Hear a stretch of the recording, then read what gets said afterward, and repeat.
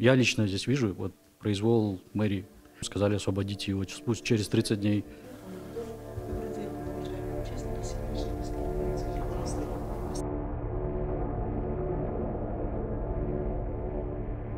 Келтир 17 апрелде бизге момдай уведомление келди ар бирибизге.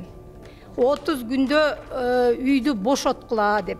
Биз бул жерге келгенде мен такыр бул парктын айланасы проблемный экенин эч качан билген эмесмин да. Билсем албайт болчум. Же ушул жер сатылбайт деген бир закон киргизип коюшпаптыр да. Мы являемся добросовестными покупателями. Мы покупали его у первого владельца, и мы живем там уже 20 лет.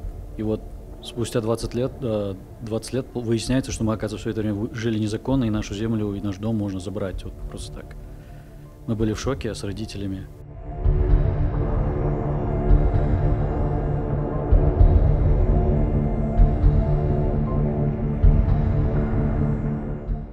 Сотко кайрылабыз албетте. Албетте биз жеке менчик укугубузду коргошубуз керек да.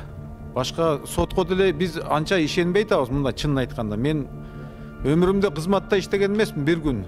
Соттор кандай чечет, андай мындай деп көп сөздөрдү угасын элдерден. Бирок сотко деле ишенич жок болуп атат.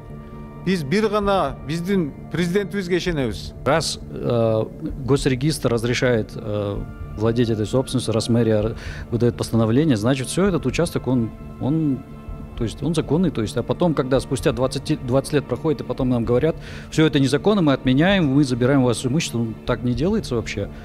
Это как бы нарушение права частной собственности.